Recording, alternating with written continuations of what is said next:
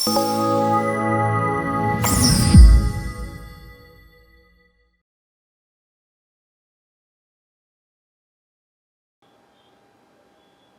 Telugu Desam party ఏ మొక్కనైతే పెంచి పోషించిందో ఆ మొక్క చిలకలూరుపేట వేరే వాళ్ళు పెరట్లో పెరిగిన మొక్క ఈరోజు పశ్చిమ నియోజకవర్గానికి వచ్చింది. వేరే పెరట్లో పెరుగుతున్నా బాగానే పెంచుకుంటున్నాం. వేరే పెరట్లో పెంచుకున్నా పెరిగినా గానీ బాగానే పెంచుకుంటున్నాం కదా. ఆ లెక్కన 2019లో వేరే పెరట్లో పెరిగిన ఆ మొక్కకి నీళ్ళు పోసింది కూడా మీ తెలుగుదేశం వాళ్ళేనా? అయి ఉండొచ్చు. అయ్యి ఉండొచ్చా? ఏమో అయి ఉండొచ్చు. శభాష్. సరే, ఇప్పుడు ఆ మొక్క మీ నియోజకవర్గానికి వచ్చింది.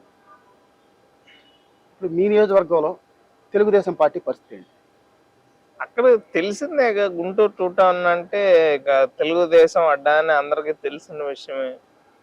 తెలుగుదేశం అడ్డా అని మీరు అంటున్నారు. ఓకే. పోయినసారి తోట చంద్రశేఖర్ గారు ఇప్పుడు బీఆర్ఎస్ పార్టీ అధ్యక్షుడిగా ఉన్నాడు ఆంధ్రప్రదేశ్కి. ఆయన అప్పుడు నిలబడ్డప్పుడు, జనసేనకు నిలబడ్డప్పుడు ఆల్మోస్ట్ ఒక 28,000 ఓట్ల మీద. మర్చిపోయాను, తోట చంద్రశేఖర్ అంటే అతను ఐఏఎస్ ఆఫీసర్, జనసేన పార్టీ తరఫున. అప్పుడు నిలబడ్డారు. ఇప్పుడు లేరు జనసేనలో ఆయన. ఇప్పుడు ఆయన బీఆర్ఎస్ పార్టీలో ఉన్నారు. బీఆర్ఎస్ పార్టీకి ఆంధ్రప్రదేశ్ రాష్ట్ర అధ్యక్షుడు. పార్టీ ఏం లేదు అంటే ఇక్కడ ఓడిపోయింది తెలంగాణలో.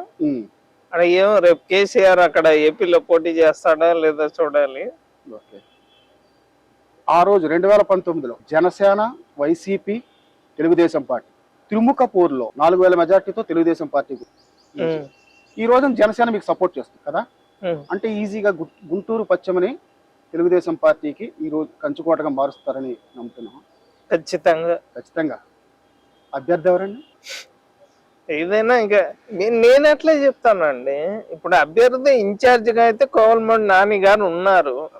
ఎవరెవరో కొత్తగా ఇక 100 కోట్ల సూట్ కేసులు అని చెప్పి 10-15 మంది పైగా వస్తుంటే ఎవరెవరో వస్తున్నారు. పార్టీ కష్టాల్లో ఉన్నప్పుడు ఎవరైతే ఉన్నారో కోవలమూడి నాని గారికి గుంటూరు పశ్చిమ ఇవ్వాలి అని చెప్పి మేమైతే కోరుకుంటున్నాము.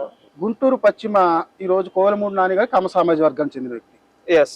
ఆల్మోస్ట్ కమ్మ సామాజిక వర్గం కానీ కాపు సామాజిక వర్గం కానీ అటు ఒక 27,000 28,000 దాదాపు మ్యాక్సిమం వాళ్లే ఉన్నారు. కమ్మ సామాజిక వర్గం, కాపు సామాజిక వర్గం.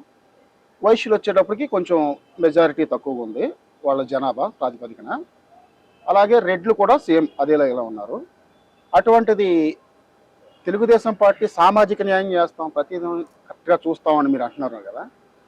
మద్దాలి గిరికి, వైశ్య వర్గానికి చెందిన మద్దాలి గిరికి పోయినసారి ఏ సామాజిక ప్రాతిపదికన మీ పశ్చిమ నియోజకవర్గం సీట్ ఇవ్వడం జరిగింది? ఆ రోజు కోవెలమూడి నాని గారు లేరా?